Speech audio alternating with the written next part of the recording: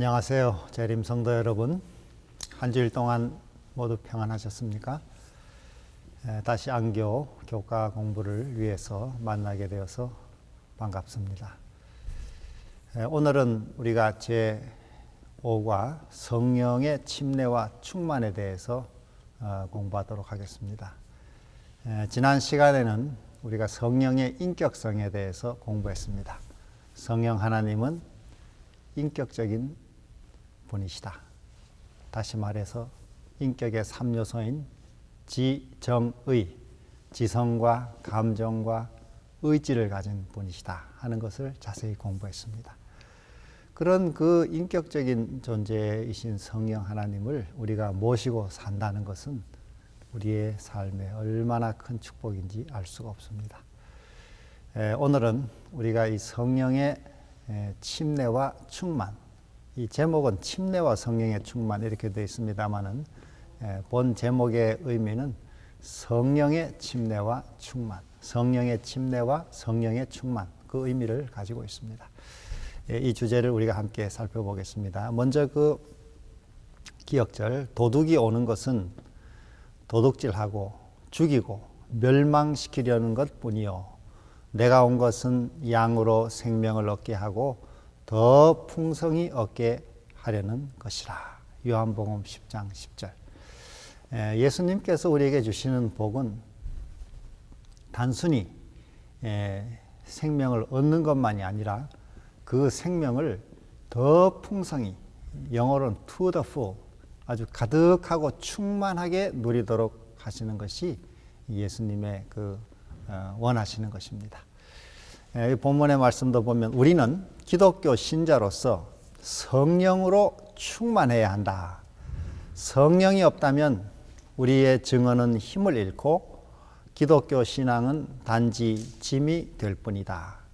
우리에게 아무리 학식과 재능과 교양이 있다고 할지라도 성령이 없다면 우리는 하나님이 우리를 위해 계획하신 삶을 경험하지 못한다.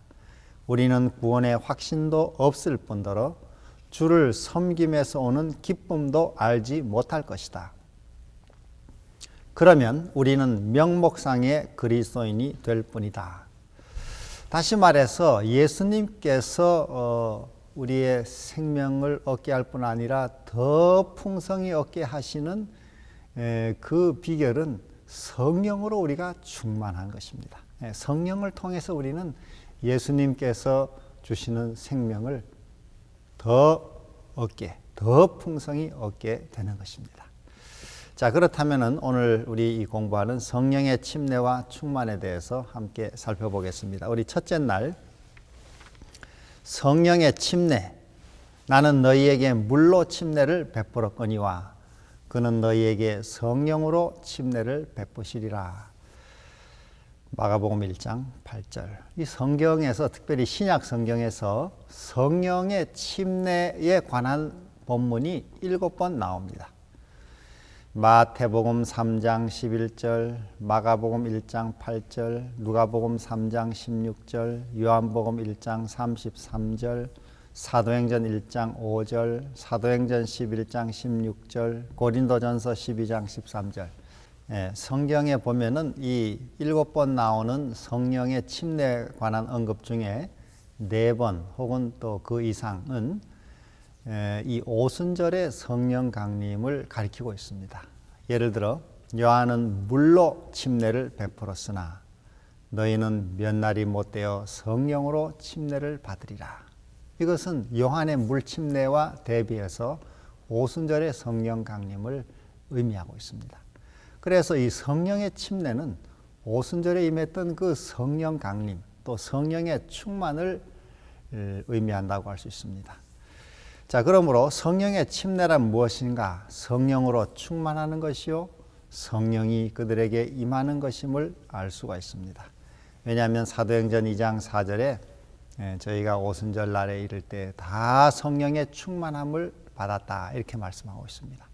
바로 성령으로 침례를 받으리라 한 그 예언의 성취로 성령으로 충만하게 된 것을 가리킨다고 할 때 성령의 침례란 성령의 충만 또 성령의 임함을 의미한다고 할 수 있겠습니다. 그런데 이런 성령의 침례는 성경에서 종말론적인 선물입니다. 우리 요한일서 2장 28절에 그 후에 내가 내 신을 만민에게 부어주겠다. 남종과 여종 또 늙은이와 젊은이 모두에게 이 성령을 부으시겠다는 약속이 말세 이 선물인데, 이것이 우리 사도행전 2장 17절에 보면 오순절 날에 있었던 그 성령 강림이 바로 그 예언의 성취라고 베드로가 설교하는 장면이 나옵니다. 말세에 내가 내 신을 만민에게 부으리니. 그래서 요엘서 2장에 그 후에 하는 말이 사도행전 2장 17절에서는 말세에 하는 말로 바뀌고 있습니다. 성경에서의 말세, 종말은 예수님이 이 땅에 초림하신 그 때를 가리키고 있습니다. 예수님의 초림 사역은 종말 사역이었습니다. 성경에서 이 종말이라는 말, 끝이라고 하는 말은 역사적인 시간이 끝나는 때를 가리킬 뿐만 아니라 그 영적인 의미는 죄가 끝나는 때를 말합니다. 그래서 예수님께서 이 땅에 오신 그 삶을 고린도전서 15장에는 마지막 아담, 종말의 아담, 또는 아담은 사람을 가리키기 때문에 종말인이라고 이렇게 부르고 있습니다. 예수님이 종말인이죠. 그것은 무슨 뜻인가 하면은 예수님이 죄를 끝내러 오신 분이라 하는 것입니다. 오늘 우리 삶에도 이 성령은 우리의 죄를 없이 하는 데 있어서 크게 사역하시는 주체라고 하는 것입니다. 다시 말해 종말론적 선물이 성령이라고 하는 것입니다. 자, 그러면 이러한 성령의 충만 또는 성령의 침례, 성령에 임하는 사건들을 우리가 성경에 좀 예를 들어 볼 수 있는데, 오늘 여기 우리 교과 본문에도 몇 예가 나옵니다만은 특별히 사도행전에는 이 성령 강림의 5대 사건이 나옵니다. 크게 성령이 임했던 사건이 5차례가 언급되고 있는데, 첫째는 사도행전 2장에 아까 방금 소개한 오순절 성령 강림 사건이죠. 제자들이 각국에서 온 많은 사람들이 자기 방언으로 알아듣고 하루에 3,000명이 침례를 받는 그 오순절의 성령 강림 사건, 이게 첫 번째 사건이고, 두 번째는 사마리아에, 빌립이 사마리아에 가서 전도했을 때 사도행전 8장에 나오는 이 예수의 이름으로 물 침례를 그들이 침례를 받은 다음에 사도들이 안수했더니 성령이 강림하는 사건이 일어났습니다. 이 두 번째 사건이죠. 그 다음에 세 번째는 이 사도 바울에게 임한 것인데, 사도행전 9장에 보면은 바울이 일어나 성령의 충만함을 받고 그 다음에 침례를 받는 이야기가 나옵니다. 네 번째는 사도행전 10장과 11장에 나오는 고넬료 사건입니다. 이 고넬료 사건 역시 성령의 충만한 침례가 저희들에게 성령이 임하고 또 그리스도의 이름으로 침례를 받는 이야기가 이어지고 있습니다. 마지막 다섯째는 에베소에 바울이 전도했을 때 사도행전 18장과 19장에 그들이 다 요한의 침례는 받았지만은 이 성령을 알지 못했는데 바울이 그들에게 안수했더니 성령이 임하시더라. 이 큰 5대 사건이 사도행전에 나옵니다. 그런데 여기에서 이 물로 침례받는 일과 성령의 침례는 어떤 관계가 있는가? 어떤 경우에는 우리가 이 5사건을 보면 어떤 경우에는 먼저 물로 침례를 받은 다음에 성령의 침례가 임하는 경우가 있고, 또 어떤 경우는 성령이 먼저 임하고 그 후에 물로 침례 주는 일이 있는 경우들이 있습니다. 예를 들어 먼저 성령이 임하고 물로 침례를 받는 경우는 바울의 경우 또 고넬료의 경우를 예로 들 수 있겠습니다. 그러나 물로 침례를 먼저 받은 다음 성령의 이 충만 또는 성령의 침례가 있는 사건들은 오순절 그 제자들이 먼저 이미 물 침례는 받았으리라고 보기 때문에 그 오순절 사건, 또 그 다음에 사마리아에서의 전도, 그리고 에베소에서의 경우, 이 모든 경우는 물로 먼저 침례를 받은 후에 성령이 강림하는 것을 볼 수 있습니다. 그래서 이 물로 침례받는 일과 성령의 침례, 충만, 또 임함은 상호 밀접한 관련이 있습니다. 어떤 것을 꼭 순서로 우리가 틀을 정할 수는 없는 것입니다. 그래서 예수님께서도 요한복음 3장 5절에 사람이 물과 성령으로 거듭나야 하나님 나라에 들어갈 수 있다. 이렇게 말씀하셨습니다. 물과 성령, 이것은 매우 밀접한 관련을 가지고 있죠. 물은 우리가 죄사함, 또 물로 침례받는 것을 여기 본문에도 나와 있듯이 회개의 침례라고 할 수 있죠. 사도행전 19장 4절. 그래서 이 물로 침례받는다는 것은 죄사함의 사역, 또 죄사함의 은혜를 입는 것이라면은, 그 다음에 성령의 침례는 성령으로 충만하게 됨, 또 성령의 임함, 성령의 주심을 가리킬 수 있습니다.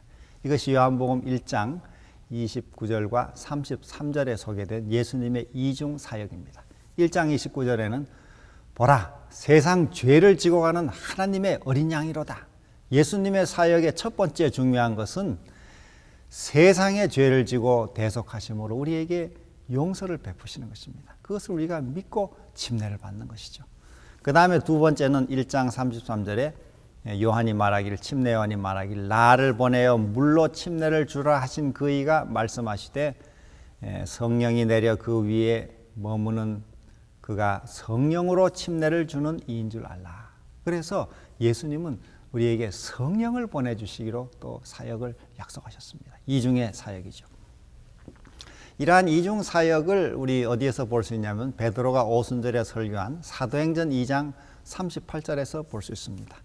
너희가 회개하여 예수 그리스도의 이름으로 침례를 받고 죄사함을 얻으라. 이게 죄사함의 사역이죠. 그리하면 성령을 선물로 받으리라. 이 성령을 주시는 예수님의 또 두 번째 사역입니다. 그래서 이러한 이 성경의 말씀들을 볼 때 이 성경에 나타난 성령의 침례는 이 물침례와도 깊은 관련, 다시 말해 회개하는 이 일과도 깊은 관련이 있음을 볼 수 있습니다. 그런데 마지막으로 이 고린도전서 12장 13절에 또 성령의 침례가 언급되는데, 다 한 성령으로 침례를 받아 다 한 성령을 마시게 했다. 다시 말해서 이 성령 침례 경험, 이 오순절에 임했던 그런 성령의 충만, 또 강림, 이런 축복은 어떤 특정한 사람들만이 누리는 것이 아니라 모두가 다 모든 그리스도인에게 약속된 것입니다. 이게 요엘서 2장에도 말세, 또 그 후에 내가 내 신을 만민에게 부으시겠다. 이것이 성령의 침례의 축복이 모두에게 주어진 것이라는 것을 말씀하고 있습니다. 자, 우리 그 밑에 영감의 교훈을 제가 읽어보면, 주께서는 부모가 자식에게 좋은 선물을 주는 것 이상으로 우리에게 성령을 주고자 하신다. 성령의 침례를 위하여 모든 교역자는 하나님께 탄원해야 한다. 여기 모두가 다 이 탄원할 수 있는 것입니다. 성령의 침례를. 교회증언 8권 22. 또 이게 책에는 안 나옵니다만 우리 실물교훈 139페이지에도 보면 예수님은 매일 아침 하나님 아버지와 여러 시간 교제, 기도를 하심으로써 성령의 새로운 침례를 날마다 받으셨다. 이렇게 했습니다. 예수님의 이 땅의 삶은 날마다 성령의 새로운 침례를 받으신 삶이라는 것입니다. 오늘 우리 모두에게 약속된 이 성령의 침례, 또 이 충만, 또 성령의 강림, 이 축복을 우리가 또 구하고, 여기 말씀처럼 탄원하고 또 받아서 누리는 축복을 함께 늘 경험하게 되기를 소망합니다. 둘째 날, 성령으로 충만하게 됨. 그 위에 본문의 말씀, 술 취하지 말라. 이는 방탕한 것이니 오직 성령의 충만을 받으라. 에베소 5장 18절. 이 성령의 충만을 받으라. 이 명령형입니다. 또 이것은 현재 시제를 쓰고 있습니다. 그래서 헬라 말의 현재 시제는 계속적인 동작을 가리킵니다. 그래서 성령의 충만을 한 번만 받는 것이 아니고 계속해서 충만을 받으라, 그런 뜻이죠. 그 다음에 이 수동태로 되어 있는데, 수동태는 성령의 침례는 우리가 능동적으로 어떤 내 힘으로 성령의 능력을 부리는 것이 아니라 성령께서 나를 사로잡는 것을 말하고 있습니다. 또 이것은 복수형으로 되어 있습니다. 그래서 한 개인만이 아니라 이 편지를 받는 모든 사람이 다 성령의 충만을 받도록 명하는 것입니다. 이처럼 이 본문의 이 원문의 시제나 또 그 문법적인 특징을 우리가 살펴볼 때 현재, 수동, 명령형, 복수입니다. 우리가 이 말씀을 통해서 얻을 수 있는 것은 성령의 충만은 계속적인 하나님의 선물이요, 또 명령은 하나님의 약속이요, 또 우리의 의무요, 또 이것은 우리가 만들어내는 것이 아니라 하나님이 은혜로 주시는 우리가 수동적으로 받는 선물이요, 또 개인만이 아니라 모든 공동체가 받아 누려야 되는 축복이라는 것입니다. 이 성령의 충만의 의미는 무엇인가? 우리 본문에 여기 기록된 것을 보면 어떤 사람이 하나님께 온전하게 굴복하고 성령의 감화를 수용함으로 하나님의 일이 그 사람의 삶에 성취될 수 있을 때 사도 바울은 그 상태를 표현하기 위하여 충만이라는 말을 사용했다 이렇게 했습니다. 그래서 성령의 충만이라는 말, 이 충만의 의미는 뭐냐? 성령 충만의 의미는 첫째로 하나님께 전적으로 굴복하는 것을 말합니다. 하나님의 감화에, 하나님의 뜻에 자신을 온전히 굴복하는 것, 이것이 충만의 개념이고, 또 하나의 개념은 전적으로 위탁하는 것입니다. 자신의 모든 삶을 하나님께 전적으로 위탁하고 전적으로 신뢰하는 것을 가리키고 있습니다. 세 번째로 이 성령 충만의 의미는 하나님께 전적으로 순종하는 삶, 하나님의 말씀에 전적으로 순종하는 삶을 가리킵니다.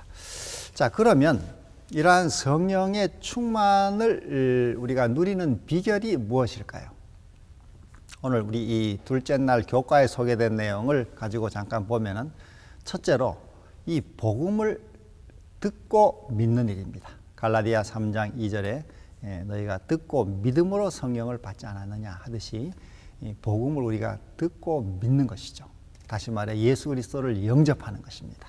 이것이 성령을 모시는 충만에 이르는 중요한 비결입니다. 갈라디아 3장 14절에도 믿음으로 말미암아 성령의 약속을 받게 하셨다 이렇게 했습니다. 믿음으로 받는 것이죠.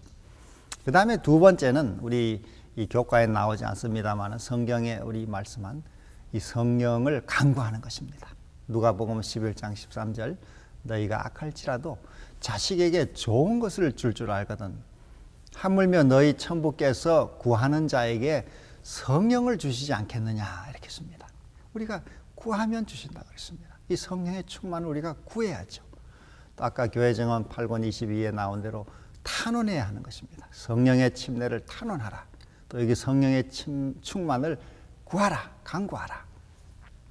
그리고 마가복음 11장 24절에도 그러므로 내가 너희에게 말하노니 무엇이든지 기도하고 구하는 것은 받은 줄로 믿으라. 이 믿는 믿음이 필요합니다. 구하고는 믿는 믿음이 필요하죠. 자, 이 두 가지 조건, 복음을 듣고 믿는 일, 다시 말해 예수님을 영접하고 믿는 일, 이것이 성령 충만의 중요한 한 비결이고, 또 하나는 그 성령을 간구하라, 구하라. 구하는 자에게 성령을 주시겠다 이렇게 했습니다. 자, 이런 축복을 우리가 늘 이미 경험하시려고 생각합니다. 그러나 더 풍성하게 우리가 생명을 얻을 뿐 아니라 이번 과의 기억절 말씀대로 더 풍성히 얻기를 바라시는 예수님의 그 마음의 소원대로 우리가 성령의 충만을 더 크게 누리도록 해야 되겠습니다. 그러면 이러한 성령의 충만의 유효기간은 어떻게 되는가? 한번 성령 충만을 체험하면은 평생 그저 기도 안 하고도 계속 그대로 갈 수 있는가? 그렇지 않다고 하는 것입니다.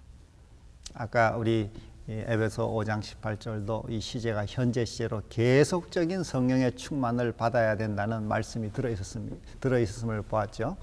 마찬가지로 이 성령 충만은 우리가 매일매일 필요한 것입니다. 매일 우리가 여러 일들이 있고 의무가 있고 시련이 있기 때문에 그것을 감당하기 위해서는 늘 새롭게 성령의 충만을 받아야 합니다. 예수님도 아까 실물교훈 139페이지에 매일 그분은 성령의 새로운 침례를 받으셨다 이렇게 해서 매일 받는 것입니다. 자, 이 밑에 영감의 교훈을 보시면 나는 믿음으로 마음속에 예수님을 붙들고 있는 자들은 실제로 성령을 받은 것이라는 사실을 그대들이 명심하기 바란다. 믿음으로 예수님을 모시면 성령을 받은 것이라는 것입니다. 이게 중요한 말씀이죠. 원고 14, 70일에 나오는 말씀입니다. 자, 이런 우리가 성령의 충만을 이 비결 조건을 따라서 누리는 삶이 되기를 바랍니다. 셋째 날, 조건 1. 본문을 읽어보면 그들이 이 말을 듣고 마음에 찔려 베드로와 다른 사도들에게 물어 이르되 형제들아 우리가 어찌할꼬 하거늘 베드로가 이르되 너희가 회개하여 각각 예수 그리스도의 이름으로 침례를 받고 죄사함을 받으라. 그리하면 성령의 선물을 받으리니. 사도행전 2장 37절 38절. 아까 우리 읽었던 말씀이죠.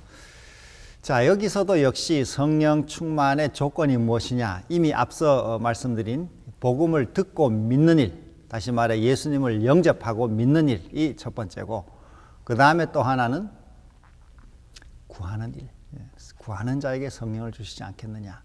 그 다음에 여기 조건 1이라고 붙였는데 이걸 우리가 세 번째 비결로 찾아보면 회개라고 하는 것입니다. 회개. 여기 너희가 회개하여 예수 그리스도의 이름으로 침례를 받고 죄사함을 받으라. 그리하면 성령의 선물을 받으리니. 그래서 이 회개라는 것이 성령 선물을 받는데 아주 중요한 요소임을 말씀하고 있습니다. 그런데 이 회개를 우리가 때때로 우리 스스로 어떻게 하는 것으로 생각할 때가 있습니다. 내가 내 힘으로 막 이렇게 마음을 쥐어짜고 뭐 후회하고 슬퍼하고. 그러나 이 회개는 성경을 보면은 하나님의 선물임을 알 수 있습니다. 이 로마서 2장 4절에 보면은 네가 하나님의 인자하심이 너를 인도하여 회개하게 하심을 알지 못하여 그의 인자하심과 용납하심과 길이 참으심이 풍성함을 멸시하느냐 이렇게 했습니다. 이 로마서 2장 4절의 말씀을 비춰보면은 회개는 하나님의 인자하심이, 즉 하나님의 그 무한한 사랑이 우리 마음을 감동시켜서 회개로 인도하는 것이다 이렇게 했어요. 다시 말해 하나님의 선물이라는 말이죠. 회개. 자, 이런 회개가 성령 충만의 중요한 조건이라는 것입니다. 이 하나님의 사랑에 우리가 감동을 하게 될 때, 그 큰 사랑을 깨닫게 될 때 우리는 죄의 흉악함을 깨닫게 됩니다. 그래서 이 죄가 우리의 삶의 매력이 아니라 정말 잔인하고 그 속성이 끔찍하고 삶을 파괴하는 그런 무서운 이 실체라는 것을 깨닫고 죄의 참모습을 보게 되고 그 죄를 미워하게 되고 싫어하게 되고 죄에서 떠나게 되는 것입니다. 이렇게 죄에서 완전히 돌이키는 것을 회개라 그럽니다. 이게 내 힘으로 할 수가 없습니다. 인간은 타고난 죄된 본성 때문에 죄를 사랑하게 되어 있습니다. 은밀하게 죄를 즐기게 되어 있죠. 이 죄된 욕망을 우리 힘으로는 끊을 수가 없고 버릴 수가 없습니다. 이것이 하나님의 인자하심을 깨달을 때, 무한한 사랑을 우리가 깨닫고 감동할 때에 우리가 이 죄의 실체를 보게 되고 그것을 싫어하게 되고 떠나게 되는 것입니다. 이렇게 떠나야, 죄를 떠나서 돌이켜야 성령의 선물을 받는다, 성령의 충만을 받는다 하는 것입니다. 자, 이러한 우리 이 죄에 대한 바른 이해를 우리가 가지고 하나님의 사랑의 은혜를 우리가 받아 누리도록 해야 되겠습니다. 이 하나님의 사랑도 사실은 성령이 주십니다. 로마서 5장 5절에 보면 우리에게 주신 성령으로 말미암아 하나님의 사랑이 우리 마음에 부어진다 이렇게 했어요. 이 사랑을 받아야 우리가 회개할 수 있습니다. 그 사랑이 우리로 하여금 회개하도록 인도한다 이렇게 했습니다. 우리 삶을 고치는 것도 우리가 뭐 교육으로, 훈계로, 징계로, 벌로 사람이 고쳐질 것 같지만은 실제로 그것으로 고쳐지지 않습니다. 우리 삶의 변화는 이 값없는 조건 없는 사랑, 용서하시는 그 사랑, 우리를 인정하시고 알아주시고 참아주시는 그 사랑을 크게 깨달을 때에 사람은 변하는 것이죠. 그런 경우들이 예들이 참 많이 있습니다.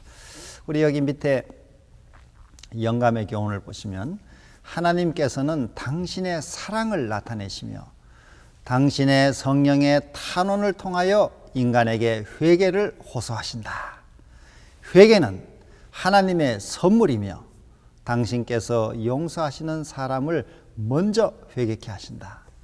인간이 하나님의 율법을 범한 것에 대하여 진정한 회개를 하고 그리스도를 죄인의 구원자이며 대언자로 믿을 때에 가장 큰 기쁨을 맛보게 될 것이다. 가려뽑은 기별 1권 323. 이 회개가 하나님의 선물이고 또 그것은 하나님의 사랑의 감동으로 우리에게 오는 것이다 하는 이 사실. 우리 날마다 십자가의 큰 사랑, 그 십자가를 통해 보여주신 삼위 하나님의 그 무한한 사랑을 우리가 자주 묵상하고 또 깨닫고 감동함으로 우리가 삶에 남아있는 이 죄된 그 욕망을 버리고 회개하는 그 회개의 축복, 또 회개를 통한 성령 충만의 축복을 우리가 누리게 되기를 소망합니다. 우리 그 다음에 넷째 날을 한번 보시면은 조건 2. 우리는 이 일의 증인이요 하나님이 자기에게 순종하는 사람들에게 주신 성령도 그러하니라. 사도행전 5장 32절.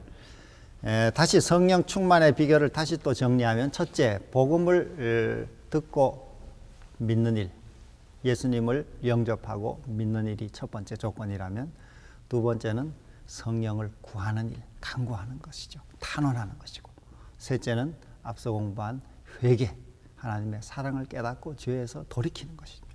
그 다음에 지금 오늘 여기 넷째 날에서는 네 번째로 순종하는 사람들에게 주신 성령도 그러하니라. 이 성령 충만을 받는, 성령을 받는 비결은 순종하는 삶이라 이렇게 씁니다. 순종. 그래서 이 믿음과 순종은, 그리스도를 믿고 또 순종하는 것은 한 실체의 양면이라고 할 수 있습니다. 이 동전의 양면처럼 믿음이 따로 있고 순종이 따로 떨어져 있는 것이 아니고, 예수 그리스도를 우리가 온전히 믿고 하나님의 사랑을 받아들일 때에 그 삶은 순종의 길로 가게 되어 있다는 것입니다. 예수님께서도 요한복음 14장 15절에 너희가 나를 사랑하면 나의 계명을 지키리라 이렇게 말씀하셨죠. 그리고 또 이 누가복음 6장 46절 본문에 나오는 말씀, 나를 불러 주여 주여 하면서 나의 말을 행치 않느냐. 믿는다고 하면서 순종하지 않는 것은 참 믿음이 아니라 이거죠. 야고보서 2장에도 행함이 없는 믿음은 죽은 것이라. 그건 참 믿음이 아니라는 거예요. 우리 이 기독교가 이 힘을 잃게 되는 이유 중에 하나는 믿음을 순종과 분리시켜 이해하는데 그 원인이 하나 있습니다. 우리가 실제로 말씀대로 순종하지 않으면서 교리적인 지식을 가진 것을 내가 믿음을 가지고 있다고 착각하는 것입니다. 이 지적 동의, 성경의 어떤 이 구절에 대해서, 내용에 대해서 지적으로 동의하는 것만은 그것은 참 믿음이 아닙니다. 성경적인 믿음. 근데 꽤 많은 그리스도인들이 예를 들어 내가 28교리를 다 머리로 인정한다. 그러니 나는 그걸 믿는 것이다. 이렇게 착각하는 경우가 있어요. 성경은 그것을 믿을 때 그 말씀대로 행하는 것을 말합니다. 예를 들어 안식일 교리를 내가 이해했다. 제7일이 안식일이구나. 토요일이 안식일이구나. 나는 안식일을 믿는다. 그렇게 하지만은 실제 삶에서 자기 이해관계가 딸릴 때 안식일에 자기 사적인 이익을 취하는 일을 하고, 또 예를 들어 뭐 직장을 나간다든지 그날에 자기 이익을 추구하는 일을 하게 될 때 그 사람은 안식일을 믿는 것이라고 할 수가 없는 것이죠. 머리로 인정은 한 것이지만은 그 행함이 따르지 않는 믿음이죠. 그런 것들이. 그래서 우리가 이 말씀대로 그를 아노라 하고 그의 계명을 지키지 아니하는 자는 거짓말하는 자요, 진리가 그 속에 있지 아니하되 누구든지 그의 말씀을 지키는 자는 하나님의 사랑이 참으로 그 속에서 온전하게 되었나니 이로써 우리가 그의 안에 있는 줄을 아노라. 요한일서 2장 4절 5절 이 본문에 나오는 말씀이에요. 이렇게 본문 이 저자도 말하기를 아주 단호한 말씀이다 이렇게 씁니다. 또 이어서 요한은 같은 요한일서에 그의 계명을 지키는 자는 주 안에 거하고 주는 그의 안에 거하시나니 우리에게 주신 성령으로 말미암아 그가 우리 안에 거하시는 줄을 깨닫는다. 요한일서 3장 24절. 또 그 밑에 유다서 18절로 21절입니다. 이 본문이 프린트가 잘못됐는데 12절이 아니고 유다서 18절로 21절에도 보면은 정욕대로 행하는 자들은 성령은 없는 자들이다 이렇게 써요. 그러니까 인간이 불순종의 길, 이 죄의 길, 자기 육체의 욕심을 따르는 길을 택하면서 성령을 구한다 하는 것은 있을 수가 없는 것입니다. 왜냐하면 이 세속적 죄악과 성령은 공존할 수가 없습니다. 세속의 죄악이 내 마음에 차면은 성령은 그 자리에 함께 하실 수가 없는 것입니다. 그러므로 우리가 성령의 충만을 받기 위해서는 순종의 삶이 필수적이죠. 그 순종이란 하나님의 사랑을 믿고 또 그 계명대로 따르는 삶을 가리키고 있습니다. 자, 그러므로 이 갈라디아서 5장 17절에도 보면 육체의 소욕은 성령을 거스리고 성령은 또 육체의 소욕을 거스린다. 다시 말해서 이 육체와 이 성령이 서로 대적한다. 인간의 죄된 이 본능, 죄의 본능과 성령은 항상 서로 이 against, 서로 대적하는 것이지, 죄를 그대로 다시 말해 불순종의 삶을 살면서 성령 충만도 경험하는가, 이건 있을 수가 없는 것입니다. 성령의 충만을 우리가 경험하는 비결 중에 오늘 여기 네 번째로는 순종의 삶을 살아야 한다는 것입니다. 하나님의 은혜의 말씀을 힘입어, 은혜를 힘입어 우리가 순종의 길, 성령을 힘입어 말씀에 순종해야 한다는 것이죠. 이게 우리가 선택해야 하는 것입니다. 내가 믿음이 자라기를 원하면서 저 나이트클럽에 앉아있다. 이렇게 하면 어떻게 믿음이 자랄 수 있습니까? 내가 거기 가서도 믿음을 지킨다. 이런 환경을 자기가 선택할 수 있는 거죠. 믿음을 원한다면, 성령 충만을 원한다면 우리는 교회 기도회 자리에 참석해야 할 것이죠. 그런 선택을 우리가 하는 것입니다. 삶의 모든 크고 작은 일에서 우리는 말씀의 길을 순종하는 쪽을 선택해야 합니다. 이 순종의 삶이 성령 충만을 경험하는 것입니다.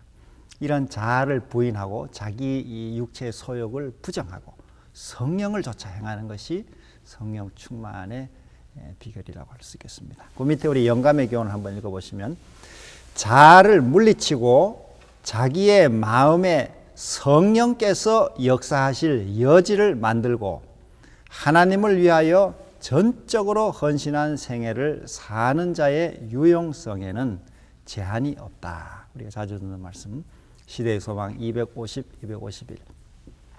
자, 이처럼 말씀에 순종함으로 죄된 자아 본성을 물리치고 살아가는 삶에 성령께서 충만히 임재하시고, 그런 사람의 이 삶은 제한 없는 능력을 약속받는다 하는 것입니다. 우리 다섯째 날, 자아 중심과 그리스도 중심. 갈라디아 5장 17절, 육체의 소욕은 성령을 거스리고 성령은 육체를 거스리나니. 이 갈라디아 5장은 성령과 육체를 대조하는 아주 유명한 장입니다. 갈라디아 5장 19절로 21절을 보시면은 거기에는 육체를 따라 행할 때 나타나는 여러 죄된 속성을 열거하고 있습니다. 예를 들면은 육체의 일은 현저하니 음행, 더러운 것, 호색, 우상 숭배, 술수, 원수 맺는 것, 분쟁, 시기, 분냄, 당짓는 것, 불리함, 이단, 투기, 술 취함, 방탕함 등등 한 15가지 이상을 열거하고 있습니다. 또 성령의 길을 택하는 삶의 그 모습도 열거하는데, 잘 아시는 대로 오직 성령의 열매는 사랑과 희락과 화평과 오래 참음과 자비와 양선과 충성과 온유와 절제. 갈라디아 5장 22절 23절. 그래서 이 두 육체의 일과 성령의 열매 삶을 대조하고 있습니다. 오늘 이 성경 본문에도 교과 본문에도 자아 중심의 삶과 그리스도 중심, 다시 말해 성령의 열매의 삶과 육체의 소욕대로 사는 삶을 대조해 놨습니다. 한 7가지로 대조했는데, 여러분이 도표를 보시면은 이 자아 중심적인 삶은 속되고 하나님이 불쾌히 여기시는 것을 좋아하고, 죄와 정욕의 지배를 받고, 자유를 남용하고 죄의 종이 되고, 하나님의 뜻에 불순종하고 방종하고 죄의 열매를 드러내고 용서의 필요성을 모르고 자아를 자랑하는 삶이 된다. 이것이 자아, 즉 육체의 일을 따르는 삶이죠. 그 대조적으로 성령의 이 충만한 삶은 여기 소개하기를 영적이고 하나님이 기뻐하시는 것을 좋아하고 성령의 지배를 받고 죄의 굴레에서 벗어나 그리스도 안에서의 자유로 부름을 받고 하나님의 뜻에 순종하고 자아 희생적이 되고 성령의 열매를 드러내고 용서의 필요성을 깨닫고 예수님이 행하신 일들을 찬양하게 된다. 우리가 이 둘 중에 어느 쪽을 택해야 될지는 분명하죠. 자, 그래서 여기 갈라디아 5장 그 24절 이후에는 예수의 사람들은 그 정욕과 육체를 십자가에 못 박았다 이렇게 합니다. 그리고 성령으로 살게 되었으니 오직 성령의 인도에 따라 살아가야 된다. 그러면서 헛된 영광을 구해서 서로 노엽게 하거나 서로 질투하지 말아야 된다. 우리가 성령 충만한 삶은 어떻게 나타나는가? 그것이 열매로 나타난다는 것입니다. 우리의 생의 열매로. 에베소 5장 1절로 9절 이 본문에 나오는 말씀에도 보면은 하나님을 본받는 자가 되고 또 그리스도께서 우리를 사랑하신 것처럼 서로 사랑하고 사랑 가운데 행하게 되고 또 온갖 더러운 것과 탐욕, 누추함, 희롱을 물리치게 되고 빛의 자녀같이 행하게 되고 성령의 충만을 받게 된다 이렇게 했습니다. 이것이 그리스도 중심적인 삶이라고 할 수 있겠습니다. 다시 말해 오늘 이 본문의 내용들을 오늘과의 내용을 정리하면 성령의 침례, 성령의 충만의 삶은 그리스도 중심적인 삶이요 자아를 부인하는 삶이라고 할 수 있습니다. 이것은 성령의 열매로 삶에 드러나게 되고 삶의 변화가 이루어지게 되는데 이것은 전적으로 성령의 역사라는 것입니다. 스가랴 4장 6절의 말씀처럼 이는 힘으로 되지 아니하며 능으로 되지 아니하고 오직 나의 신으로 되느니라. 이 성령께서 이 일을 다 이루어 주시는 것입니다. 이러한 전적인 성령의 역사는 우리 여기 교과 본문에 나오듯이 마음에서부터 시작하는 것입니다. 속에서부터 시작해서 밖으로 나가는 것입니다. 이 방향이 매우 중요합니다. 이 세상의 법은 어떤 이 벌칙을 정해가지고 규칙을 정하고 법규를 정해서 어기는 사람을 처벌함으로 그걸 고치려고 하는 것이죠. 다시 말해 제도를 통해 밖에서부터 고쳐서 안을 고치려고 하는 시도인데 이것은 일시적인 효과는 있지만 언제나 실패했습니다. 그러나 이 성경의 참 가르침은 모든 것의 중심이 마음이라고 하는 것입니다. 마음에서부터 변화가 일어나서 외부의 삶의 행동과 습관이 고쳐지게 해야 된다는 것입니다. 이 잠언 4장 23절에도 무릇 지킬 만한 것보다 더욱 내 마음을 지키라. 생명의 근원이 여기에서 난다 이렇게 했습니다. 그러므로 예수님이 옛날 바리새인들을 책망하셨는데 그 바리새인들이 정말 철저하게 사는 사람들인데 왜 책망을 받았는가? 그 이유를 보면 마태복음 23장 25절에 보면 너희가 잔과 대접의 겉은 깨끗이 하되 안에는 탐욕과 방탕이 가득하도다 이렇게 했어요. 이 바리새인들의 문제의 그 핵심이 뭐냐면은 겉은 잘 꾸몄지만 속은 방탕했다는 거예요. 이 순서가 틀린 것이죠. 겉을 신경 쓰다 보니까 속이 부패해졌습니다. 그 속의 부패를 겉으로 이렇게 치장하면서 이 종교가 위선적이 된 것이죠. 신앙이. 그 다음에 23장 26절에도 그러므로 너희는 먼저 안을 깨끗이 하라. 그리하면 겉도 깨끗하리라. 여기 순서가 나오죠. 우리 신앙생활의 성령 충만의 비결도 먼저 안을 깨끗하게 하는 것입니다. 마음 속에 하나님의 사랑을 믿고 받아들이고 깨닫고 거기서 죄를 미워하고 버리고 회개하고 그리고 우리 삶의 생활이 변화되는 것이죠. 사랑과 희락과 화평과 인간관계의 모든 면에 변화가 나타나게 하는 것입니다. 또 바리새인의 문제점에 대해서 마태 23장 27절에도 회칠한 무덤 같으니 겉으로는 아름답게 보이나 안에는 죽은 사람의 뼈와 모든 더러운 것이 가득하도다. 28절 겉으로는 옳게 보이되 안에는 외식과 불법이 가득하도다. 그래서 이 바리새인의 문제점을 우리가 바로 이해하고 오늘 우리의 신앙도 특별히 이 재림교인들의 삶은 자칫 잘못하면 이 바리새인의 과오를 범할 위험이 있고 또 우리 탕자의 비유에 나오는 그 마다들의 과오를 범할 위험이 있습니다.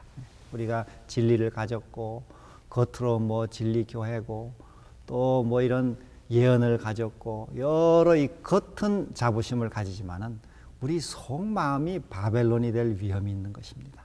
우리의 먼저 안을 깨끗이 하라. 이 허식, 형식적인 신앙, 이 유혹을 우리가 위험을 물리치고 우리 안을 항상 성령을 모셔드려서 내 속 사람이 정결하게 되고 성결하게 되고 또 새로운 창조를 날마다 받고 날마다 성령의 새로운 침례를 받아서 우리의 삶이 아름다운 성령의 열매를 맺도록 해야 되겠습니다. 거기 밑에 영감의 교훈을 하나 읽어보면서 마무리합시다. 모든 행위와 생각과 동기의 근저에 놓여 있는 원칙이 여기 있으니 곧 육체적, 정신적으로 전 존재를 하나님의 성령의 지배에 맡기는 것이다. 우리 전체를 동기에서부터 모든 것을 하나님의 성령의 지배에 맡기는 것이다. 성화되지 않은 의지와 정욕은 십자가에 못 박혀야 한다. 이것은 힘들고 가혹하게 여겨질는지 모른다. 그러나 이 일은 이루어져야 하며 그렇지 않으면 그대들은 예수님의 입으로부터 떠나가라는 가혹한 선고를 듣게 될 것이다. 교회 증언 3권 84페이지의 말씀입니다. 자, 우리 이 오늘 성령의 침례와 충만의 내용을 공부하면서 우리의 삶이 성령께 날마다 온전히 굴복하고 또 전적으로 성령을 의지하고 또 성령께 전적으로 순종하는 삶을 통해서 우리 매일의 삶이 성령 충만한 삶, 성령의 침례를 경험하는 복된 삶이 되기를 간절히 바랍니다. 우리 다음 주에는 육과 성령과 거룩한 삶에 대해서 공부하겠습니다. 성령, 이름 그 자체가 거룩한 영이라는 뜻이죠. 또 로마서 1장 4절에도 성령을 성결의 영이라 이렇게 씁니다. 우리의 삶을 어떻게 거룩하게 도와주시는지 다음 주에 또 공부하도록 하겠습니다. 그때까지 모두 평안하시기를 바랍니다. 감사합니다.